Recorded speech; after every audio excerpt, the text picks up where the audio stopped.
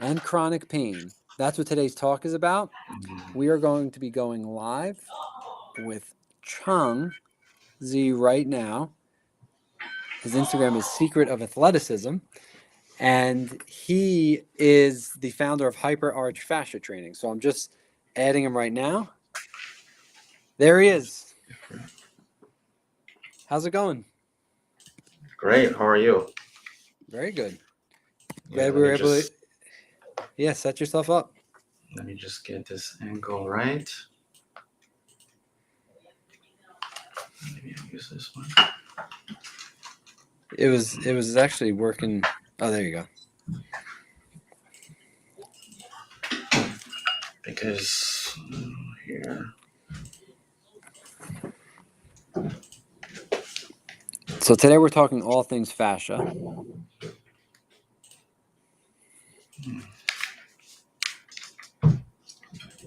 You good? Or are you just trying to get the... I'm trying to stabilize this because the iPhone. So there's two cameras, right? Yep. So the other camera is fine, but this one, I need to stabilize it. Go for it. So Keep on dropping. I think this is okay. So today we're going to be talking about fascia, its role in chronic pain, performance, just the role that's misunderstood, I think, in general by most people. And this is Chong's specialty. He founded Hyper Arch Fascia Training, which I definitely interested to learn more about. And we're going to try to find ways that you can leverage the fascia to help you guys hit your goals.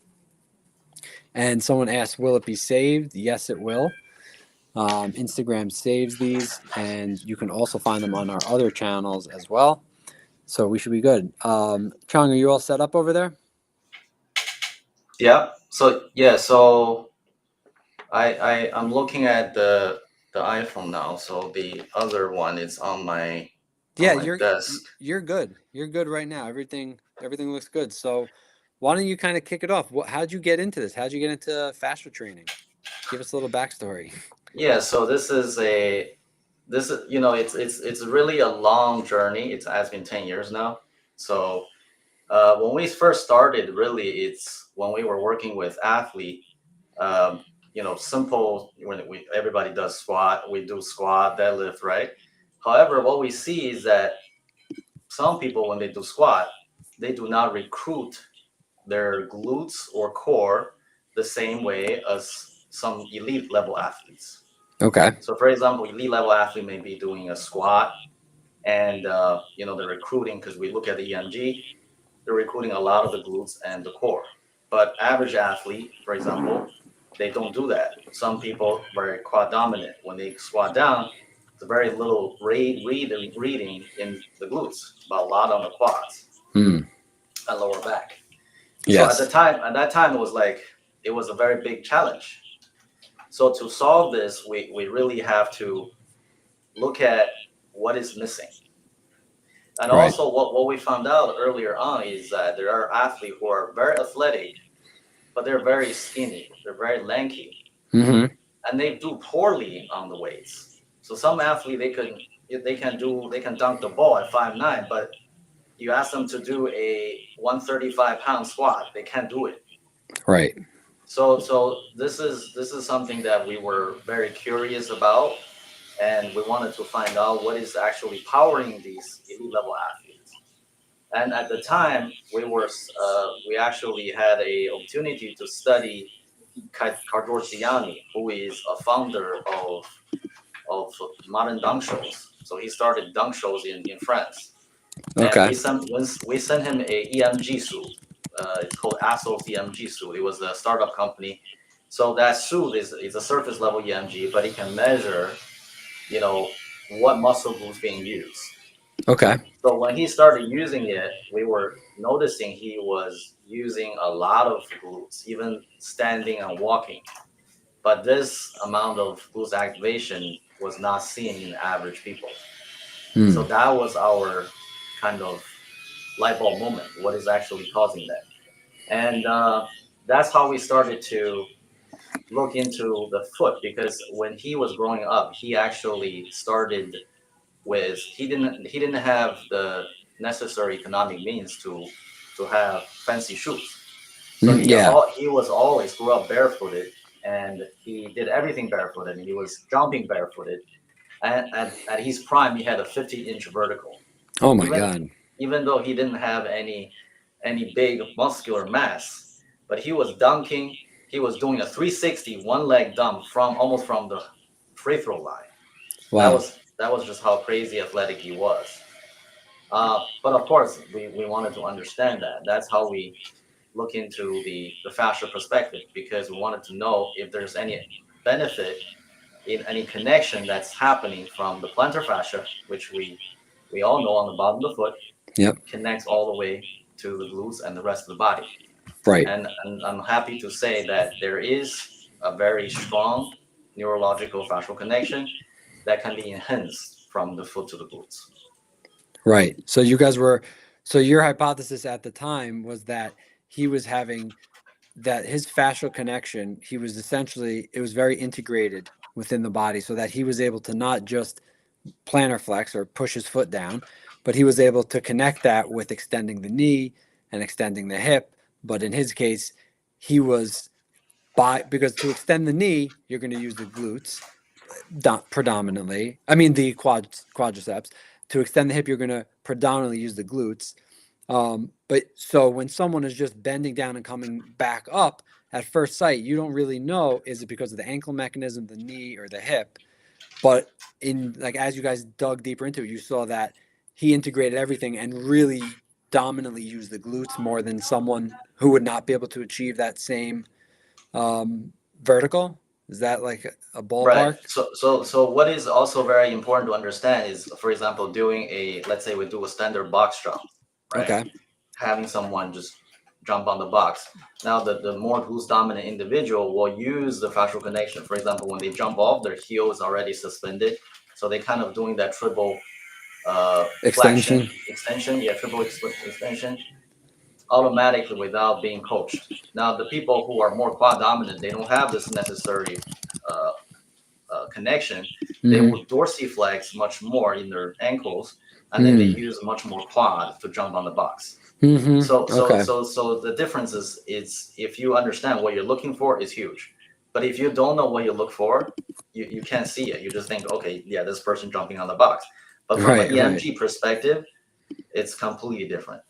So Right. we wanted to understand what this is, and the question becomes, can we turn somebody who is quad dominant into somebody who is more glute dominant? Mm-hmm. And this is where we actually joined a organization called the Fascial Research Society, with many doctors from the U.S. and from Germany, from Italy, from Canada, from Brazil, and they all contribute to the knowledge of fascia science through either through dissections and research. Mm-hmm. So when we had our research, we were very interested in this foot to glute connection, and how can we achieve this elevated amount of connection, and how can we utilize this to help people with chronic pain. That's where we really specialize in. And currently we're doing clinical trials. We're trying to understand, can we in 12 weeks address chronic ankle instability and also improve performance without any type of weightlifting. And the result, well, the preliminary result is very good. We haven't finished the study. We should have the study done by the year end, but the result is very good.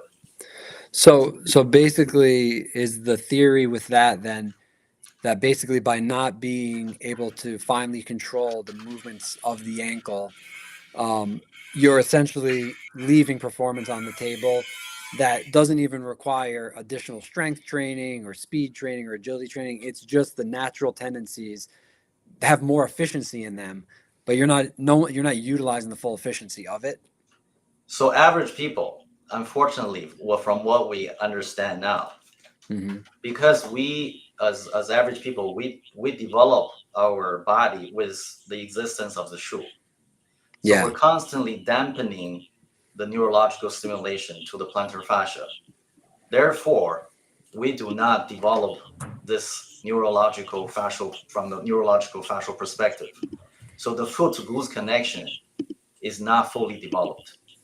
Mm-hmm. Okay. Right. So when we are talking about elite level athletes, especially, you look at, LeBron James, you look at Pacquiao, you look at all the elite level athletes today, they really have a very high level, enhanced level of foot to glute connection.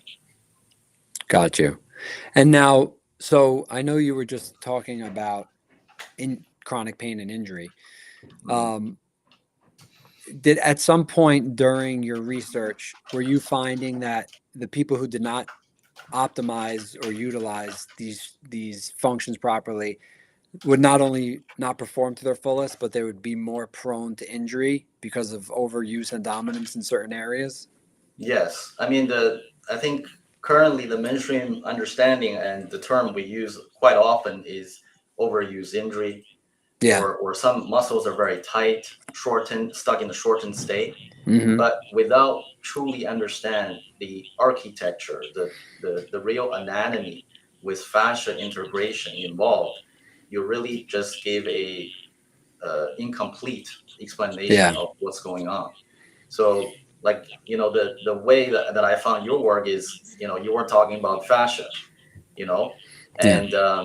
and that is very, very important from a muscular perspective. Every fiber, because I did my dissection at Stanford, when we look at the human body from dissection point of view, every muscle fiber is encapsulated by fascia, Right. and there are multiple layers to the finest detail of your muscle fiber.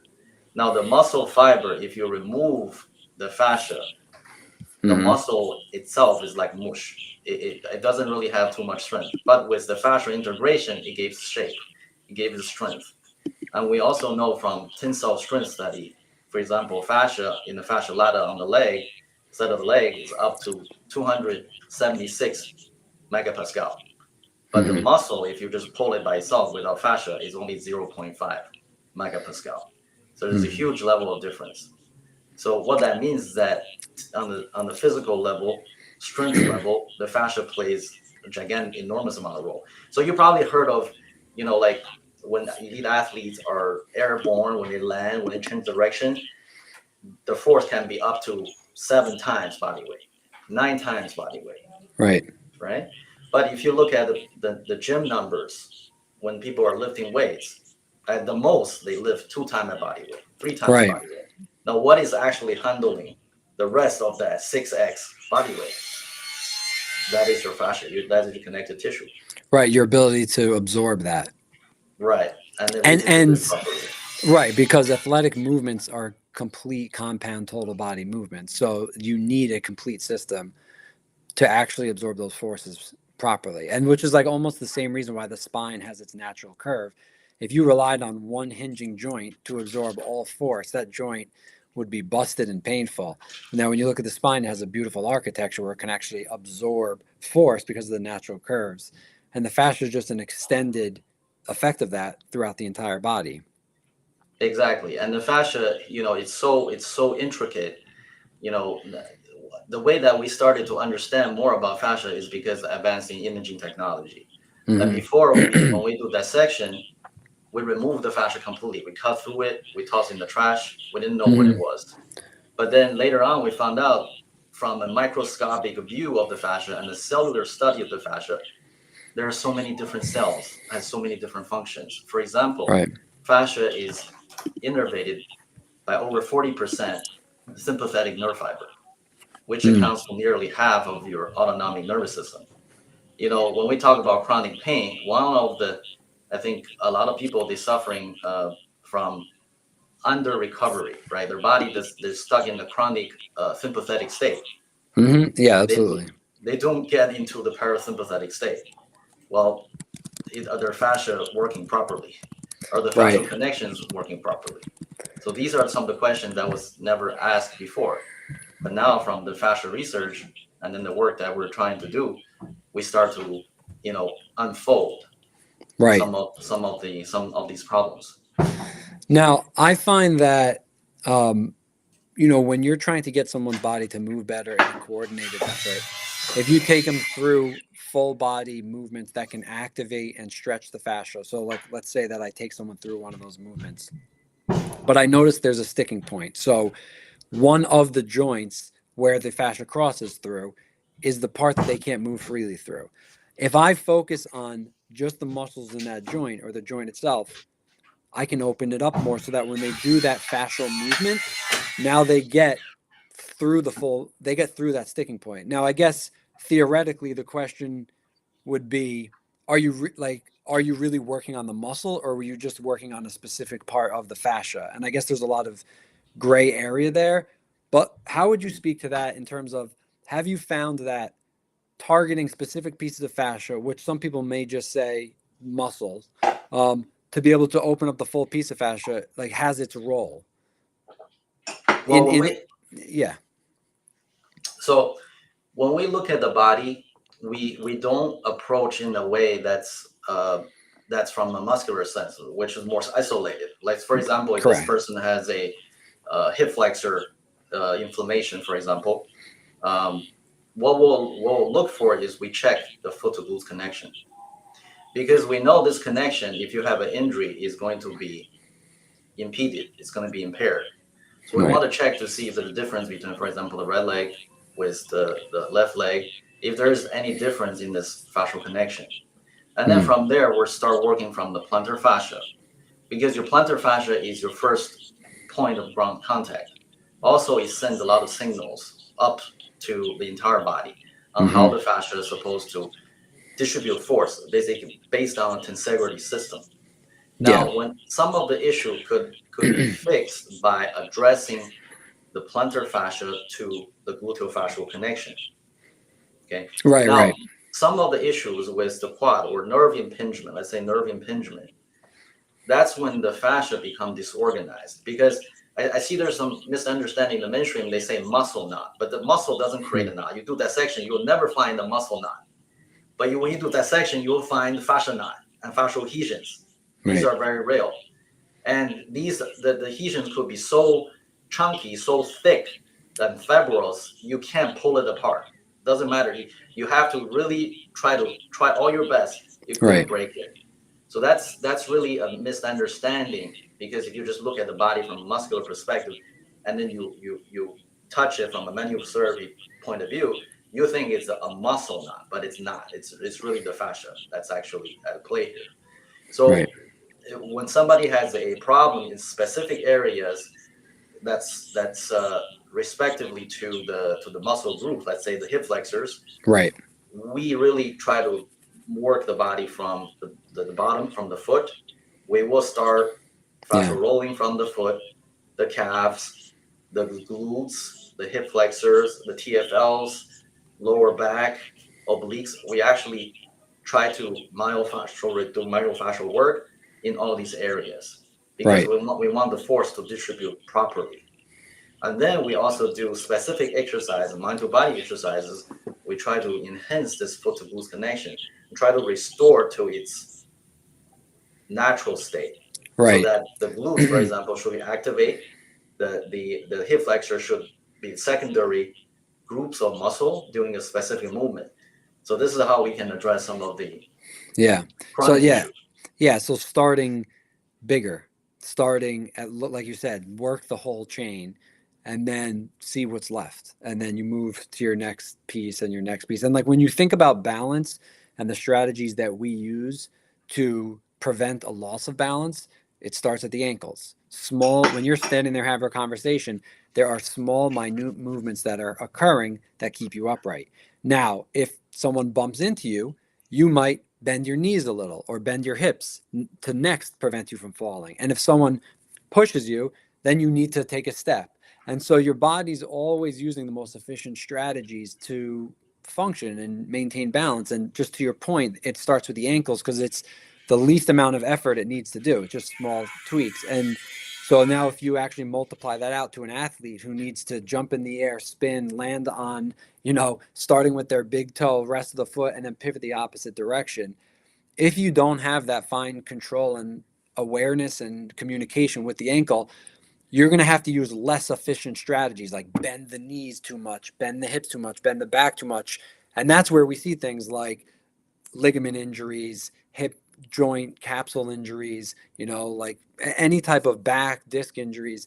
So it's always just so critical to start at that point. Your body wants to be efficient, and you really can't skip over those efficient patterns. And so it makes a lot of sense why you can kind of, so to speak, squeeze the most juice down at the bottom and then working your way up. Exactly. And what we also find out, and this has been confirmed by other researchers, is that the elite level athlete, they have higher level of ankle stiffness. Mm, So they are not moving the ankle the same way that average people do.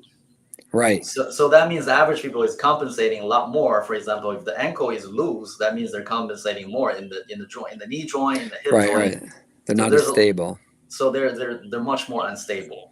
So professional sports is not, it's not always about, okay, just copy what this guy does, but it's really Hmm. understanding, okay, how is this guy's fascial connections integrating this athlete.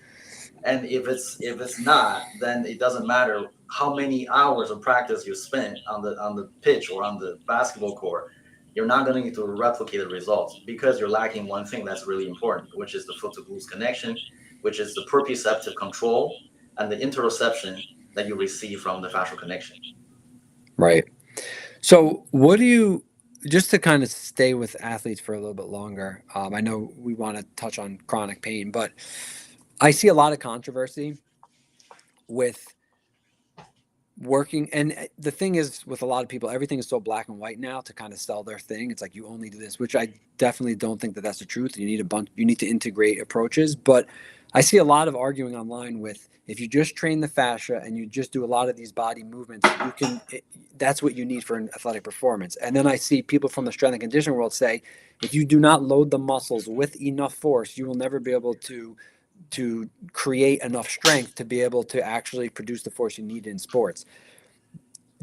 What's your thought on that? And do you think what would be your approach or thought process around those two worlds, which I find fighting a lot online currently? Yeah, I mean, I get this. I completely get this. Because before, when we started, of course, we only know about weightlifting and weight Right, training of the muscle, and right, that's our go-to. right. And don't get me wrong, that's how we started. Yeah. That's fine. But the more we understand about the completeness of the body, which is the Hmm. missing 22 kilo of fascia within the human body, we start to unfold a different picture. Because a lot of professional athlete, a lot of elite level athlete, whether it's in soccer, football, NBA, UFC, or any other type of sport, when the athleticism starts to develop, they develop from childhood. Hmm. So they have years of, movement pattern when the child don't have necessarily big muscles yet, and Hmm. also the muscles weren't fully mature, but yet they're able to produce that amount of force. There's something's missing. And Right. what we start to understand, this missing link is really the neurological or neurofascial connection from the foot to the glutes. So Hmm. what we're saying is that the foot to glutes, if this fascial connection is weak, you are not able to produce enough force. Hmm. And if you cannot produce enough force, you're going to think that your muscle's weak. Right. But the muscles, because the basic basis of the muscle theory is based on gliding filament theory. So Right. for those people who don't know, is basically what the mainstream thought it was happening was the muscles has to glide past each other in Yeah. order to produce force. But in reality, is really, if you look at the fascia anatomy, your muscle has to glide against the fascia. Then that Hmm. fascia will then glide against the muscle. That's Right. what's supposed to be. It's layers like onions.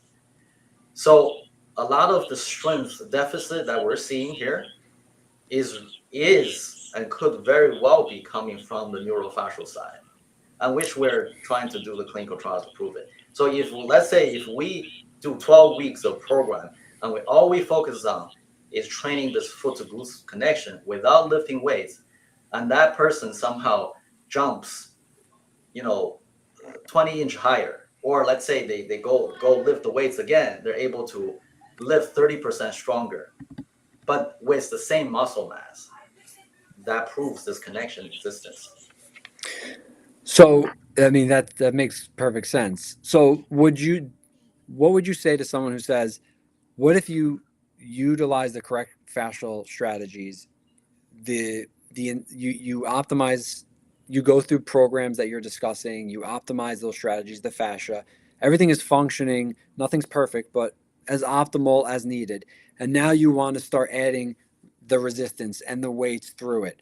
Do you feel that that is a very like an optimal course, or do you feel there's still too much emphasis on strength training beyond that? Yeah, that's a great question. So we also experiment. Like we don't guess. We want to experiment to find out, right? So Yeah. we actually have group athletes, for example, they only do the fascia conditioning and strengthening it. And then we have groups that actually do both at the Mm-hmm. same time. We wanted to see what's gonna happen, right? Yeah. But what we found out is unfortunately the group that did both, the result is not as good as the group that just did the Because fascia training on. because it reverses the fascial effects. What is actually happening now we understand more is that when you do weightlifting, there's going to be microscopic damages. Okay, Mm-hmm. whether you like or not. If let's say you do, Well, that's the 200, basis behind. That's kind of yeah, the theory right. to get stronger. So it's a no pain no gain, right? So on the fascia side, there's also damages to the fascia. Mm-hmm. So when you are doing both at the same time, it can kind of cancel each other out in a Okay. way. But however, this doesn't mean you cannot do weightlifting. It really depends on what your goal is. So for example, like we're fighting in UFC. Mm-hmm. First, we'll make sure the fascial connection is good. So the foot to glute connection has to be optimized with very little fascial adhesions. Then we have periodization. Now we have 1 month. We can start doing some heavier side of the weightlifting. So Right. that's really a demonstration, like neurologically also, to demonstrate the strength level that you have gained. But we don't really do everything. We have many months doing the weightlifting because that Mm-hmm. actually does the opposite. See Mm. what I mean? So it's the internal foundation first, and then we do weightlifting. Right. There is a 9-year-old girl who's in New York near me. She's very close to me. She just she wrestles with boys, and Okay. she went against them, and she also just recently broke the American powerlifting record Oh wow. at 9 years old. So we measure her glute response. It was very high. Right. Like the foot to glute connection is very high. So this is the foundation of where she started. She doesn't have big muscles, and yes, she can pull Yeah. 2.3 her body weight. So that's just to show you, like when she does something, it's not segmented. It's using Right. her entire body. And of course, we talk about how the fascia is innervated over by 40% sympathetic nerve fiber. So that means she can tap into that nervous system really efficiently. Mm-hmm. Okay. So this is where she gets the strength and the power. But Right. if you don't understand the fascia perspective, you completely just think, okay, this is just talent, which is the umbrella term, or genetics. That's Well. another good, Yeah. you know. But really, what we can measure is the foot to glutes. Right. Well, that could almost replace the term. So if someone says genetic or talent, in with that being said, that's what could really be meant by that. That they, oh, she's practiced it, but still, what they would be referring to is that she knows how to use this connection better than someone else. That's talent. That's Right. genetics, Well, right? she has it, and the average athlete at her age don't have it. Right. Right. So now, it's interesting with the people that I work with who have just been in pain. I work with people who had new injuries, but most are chronic, 3, 6, 12 months longer. The nervous system is such a big piece of it. You've been in pain, the your body goes into protection mode. You don't know what's safe and what's not safe. Kind of like an athlete who just had you know, repaired their Achilles. Now it's can I trust this? Well, in my world, it's not about an athlete. It's about someone who has pain, has a jaw issue or a neck issue, and so the nervous system starts getting engulfed in this. We need to protect. We need to make sure that everything's okay. We don't want to move. then the fear kicks in, and so now the emotions kick up, and now the muscles get, because of the innervation through the nerves, everything starts getting fired up and tight and spasming, and it turns into this whole loop that people get stuck in. And that's why working with people on the nervous system, having them understand injury, having them learn how to rebuild trust with movement, because part of movement is not just I can do this, it's, do you know how to tune into what's happening? Do you know how to do it with trust, with proficiency, not fearing that at the end of the movement there's going to be some twinge of pain? So like I work a lot on people with that. But when you bring up the sympathetic nervous system tying into the fascia, it makes me wonder about like high performing athletes as well. And this is kind of a generalization, but just to put it out there, like the mental state of the athlete and the function of the fascia and the performance, what type of connections have you encountered there? Because if you're Yeah, in a so sympathetic state all the time, that's going to directly impact, like you said, 40% of the function of the fascia. right. I mean, it's huge. This is why we in my work we also try to help people with chronic pain as well.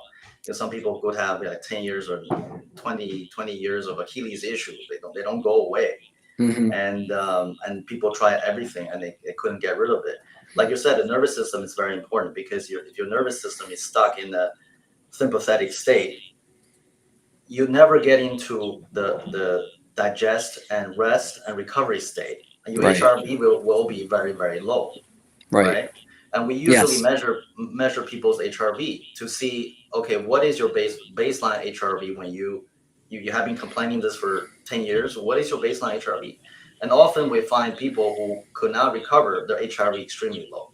Like currently I'm working with somebody who has their HRV 18, 19, 20, extremely low starting off, right? Mm-hmm.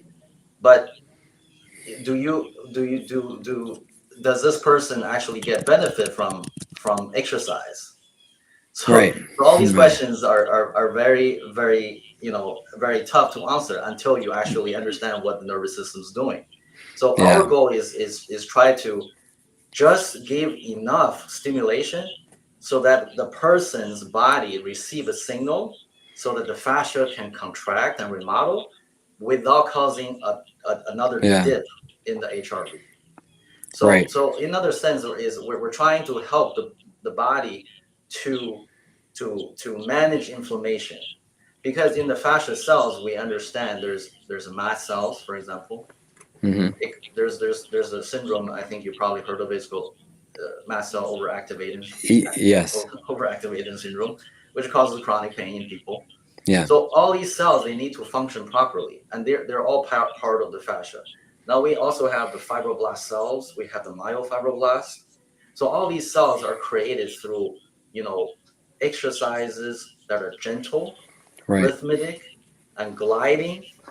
You know, Yeah. correct gliding to the fascia, so we can actually help the body produce these type of healthy fascia cells.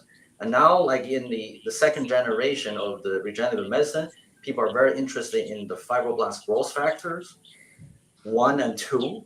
These are very powerful healing factors that will help the body regenerate. So when you work on the fascia, not trying to tax the muscles in a way that's Right. isolated, you're trying to bring up all these natural function, natural cells. So we know, like even through injection, people do, for example, dextrose injections into the area. They want to basically hurt it just a little bit and try to, have the body create another round. Stimulate. Yeah, Yeah. stimulate another round of inflammation and hopefully heal better, right? Right. But what if we can actually do this from a fascia perspective? Because in the first place, sorry, when people are undertrained in their plantar fascia, they never went through or gone through this change and stimulation from the foot to the glutes. Now Mm-hmm. the body start to generate new cells because Mm-hmm. you're actually stimulating the fascia from the plantar fascia.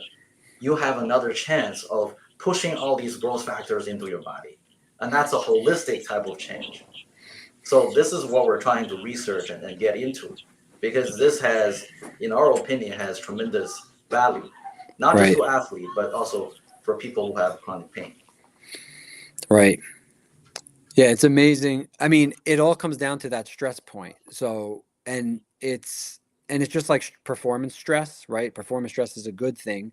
But as you're preparing for performance, if it's too much, it's going to make you go the opposite direction. Like you can't Yeah. perform, it cripples you. If it's too little, then there's not enough urgency and focus typically.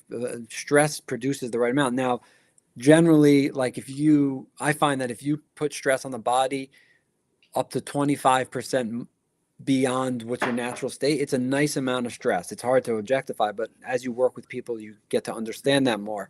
You push people to 25%, even 30%, like it's just enough to, or it's more than enough to just get them to get that effect, maybe have a little soreness or fight back, but be able to heal. But if you start pushing people, oh, now you're going 50% past your baseline and further, that's like the guy the first time in the weight room who is sore, can't go back to the gym for 2 weeks because they're so sore. Now, like, what type of trauma, lactic acid buildup have you created that now you've actually weakened in the time it took you to prepare for the next session? And for me, now, because I have a background in strength and conditioning, but now I really just work with people in pain, it's the same thing. If I can get them to kind of kiss the pain, go right to the pain, get to it, but get out of there with an appropriate amount so that the next day that they can continue, it's huge. But if I push them too far, then it kicks them back and then we lost that progress. And so in my world, I try to tell people we do have to follow the pain. The pain is actually like a compass. It can guide us to what decisions that we need to make next, and it can be a good thing because it's telling us here's the problem.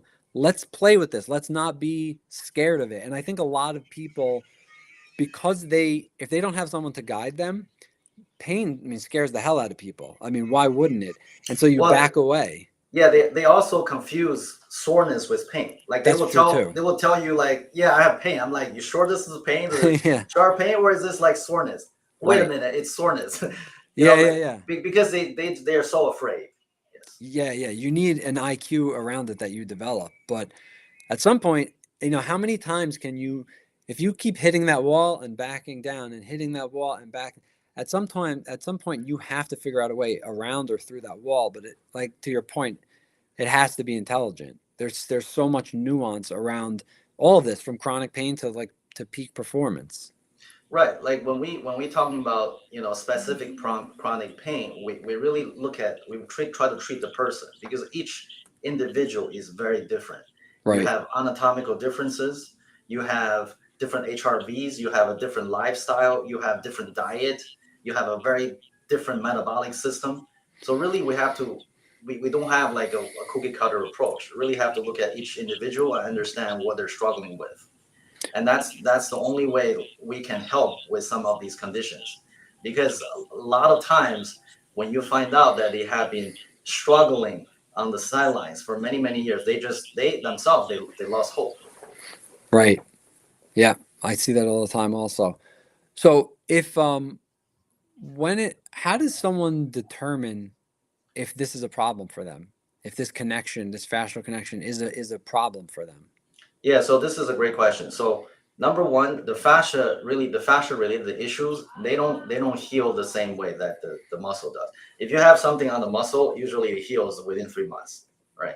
Fascia is a structure and it's very fibrous. Yeah. So if the structure does not change, it lingers for years. It could be multiple months, 3 months or higher, Mm-hmm. or years. They Yeah. don't just magically go away because the fascia itself, like if you ever ate, ate a steak, you will have this Yeah. very fibrous tissue you couldn't chew, you couldn't Yeah. really break it apart. That's your fascia. Okay. Right. So the fascia, if it gets entangled and becomes fibrous, whether it's adhesion or Yeah. fibrotic, it could stay there for years. So when we first uh, look into the medical history of the person, we examine, okay, how long have you had this issue, right? Right. Is it less than 3 months, more than 3 months? What have you tried? If the person says, I tried multiple rounds of physical therapy, I tried multiple rounds of injection, this is not helping, then we understand, okay, there could be a fascial related issue. Then we check the foot to glute connection. So a very simple test everybody can do is they can use a towel on the floor and just use their toes to grab, release for 1 to 2 minutes. Mm-hmm. And if your fascial gliding is working well and the foot to glute connection is responsive, you should feel the connection from the foot to the glutes. But Hmm. if there's some impediments, whether it's fascial adhesion or other old type of injuries that could be impeding this, you will not feel this connection. I like And then, that. yeah, that's one test. That's the simplest test you can do. Another test that we like to do is, okay, so you have a lot of issues, right? Take a small tennis ball. Yeah. Start start rolling on the bottom of the foot. Do you Yep. have a lot of pain? Because if your foot is your sensory organ naturally. We should be all barefoot all the time, by the way. Right. So if your fascia is having issue, that's the first thing it's going to tell you. When you roll that ball, it's going to tell you something is off, right? And Hmm. then you go on the same connected chain. Do you feel it in your calves, in your hamstrings, in your glutes, especially the glutes, because a lot of the lymphatic system going through the glutes. It's very Right. important. If you have a fascial disorganization here, forget about it. You're going to have a lot of problems. So these are simple tests that people can do. But of course, the next objective for not just for us, but for the fascia community, research community, is to have a standardized imaging tool to show you, look, your fascia is disorganized here and there. And recently this year, Virginia University, they actually came up with a very nice imaging that you can see all the alignment of the fascia. But we still have to wait until it becomes commercialized. Oh, okay. That's going to be very interesting when that comes through. Right, because the current technology, because the fascia is really water-based collagen, you can't really see it properly. Hmm. Only through ultrasound you can see, but even ultrasound is not as good in visualizing it. But there are technology that's going to be coming up that will show fascial related issues, so people will understand exactly what type of problem it is. So I see some people in the comments were asking about, does fascia respond to supplementation? Mm-hmm. Like you would take creatine, Mm-hmm. but how can you?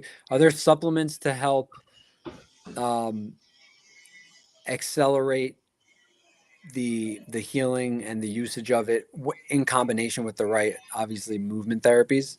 Yes, yes, there is. So there are research that was done.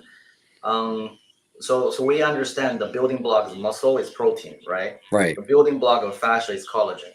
Hmm. So having collagen, sufficient amount of proline and glycine is important, but as well as this process of making collagen, which is you need to have a good amount of vitamin C, vitamin Ah. D. This is very important. So for example, humans, we don't generate vitamin C, unfortunately, but sheep and goats, they do. They generate vitamin C, a large amount of it, especially when they're stressed. They can Hmm. generate, I think the number I read was like 1,400 milligrams or even more. But we don't do that. We cannot generate vitamin C. So we have to take vitamin C from fruits and vegetables, Right. you know? So we need to have a sufficient amount of vitamin C. And there was a study that shown, like, if you take vitamin C, for example, 2 hours before you do a fascia related workout, even if you go out for a run, that helps with the collagen synthesis. With the recovery. With your recovery, yes, it builds the fascia better. Interesting. Very interesting. Um, what else? Are there any? We've been at it for a good time now, 45 minutes. Is there other things Hmm. that you want to touch on? Yeah, I think a good place that we talk about this is, uh, like you mentioned about muscular training versus uh, fascia training or hyperhard fascia training. That's what we do. So by the way, like when we do our work, we say we do the hyperhard fascia training. This is very unique to us. It's not the same as any other fascia training, because there's just a lot of different kinds. People do different movement patterns, different breathing exercises, right? So these are different. What we are interested in, what we're actually pioneering, is this hyperarch fascia training is really from the foot through a mechanism that we coined as hyperarch mechanism that actually start the neurogenesis of this foot to glutes connection. We want to tap into this foot to glute connection so you can be more glute dominant over time. So it's very, very specific to this. But because fascia is holistic, right? You can't just change one part of the body. Right. Once the person changes to be more glute dominant, the fascia, the entirety within the body will have to change. And we actually had some study cases, which is crazy. We had a case of a lady who had arytenoiditis in the spine. Okay. So she was going through, childbirth, and she was taking the epidural shots, right? So the Okay. needle punctured the arytenoid layer of fascia, and it stuck there for too long. So now that area created adhesion Okay. in the lower spine. So imagine the level of pain the person has, right? So Right. she couldn't sit there for 5 minutes. There's so many neural symptoms, but we did our work. This is yet to be, researched and has to go through our clinical trials. But Right. luckily, we actually got one case study on this. But Wow. that's just to show you that the fascia, when you remodel the fascia correctly, it can does wonders to the body. Right, because the hip region is it's the center point. So it's going to be the pinnacle of where you connect the top and the bottom. Yes, it connects to pelvic floor, and then the gluteal fascia is enormous, like 70-80%. If you do fascial dissection, you will see it. It's Right. all connected tissue. But unfortunately, when you look at the muscle anatomy, you don't see this enormous Right. structure. It's being Right. removed. Yeah. That's pretty wild. I'm gonna have to come down to New York and come see a fascial dissection with you. Sure. Okay, listen, I think that was amazing. I think everyone here has really learned a lot about just understand. It really comes down to that holistic piece of the body. Like, yes, you can target specific structures, but none of that's going to matter unless you are first focusing on how everything works together. Exactly. Yeah, go ahead. I think somebody's asking about the book for studying about fascia. So Mm-hmm. I can recommend some books by my colleague, Dr. Steckel, Carla Steckel. She has Mm-hmm. wonderful dissection books on fascia, which is on fascia anatomy. I think now is like the second or third edition now. And then Dr. Robert Schleip, who was also my colleague, did a lot of work. And they have a book called Fascia in Sports and Movement. And this is a must read because it talks about everything from what we used to know and what we know now. There are many, many researchers on the fascia, especially from Germany, from Europe, that is not talked about enough in the US. So those places are, good books where you can start. So you can actually visualize the fascial structure that you don't really see in the mainstream anatomy books, and also understand the implications of all the fascia cells and what they do. What was that second one? So Carlos Stecco, and who was the second one? Dr. Robert Schleip. Okay. Yeah. So he was recently interviewed by New York Times to talk about fascia, because it's a growing it's an emerging science, because of how it closely intertwined with your nervous system, with chronic conditions, and also from a sports and performance perspective. Yeah. Yeah, absolutely. I've just noticed alone as I started broadening things out to incorporate and just simply going through and understanding full body movements and how you can get people to move through certain areas and then muscles unlock. So the or strength unlocks, I should say. So a lot of even with lower back injuries or neck injuries, you know, we often see that if there's some type of compression or irritation at a central point in the spine, we will see weakness. And if you open up that site, all of a sudden the strength comes back. So you could be doing a million biceps curls, but if there's a weak connection down that nerve because of some type of either physical compression or just irritation or a protective mechanism, it doesn't have to be an actual pinch. We see weakness, and then we start getting things to move again. We rebuild a little trust, and then strength comes back, and you realize you wasted thousands of reps of curls when you really could have been at the site. And Right. so, and then you start looking at that, and then you start moving into now fascia, right? So we started central at spine and nerves, but now you look at fascia, and if you start doing movements that can essentially get a stretch and an activation of the entire fascia, now you don't have to spend so much time working specific areas or very, very targeted movements. And there is a place for that. There is a place for the targeted movements, but it's just like anything else.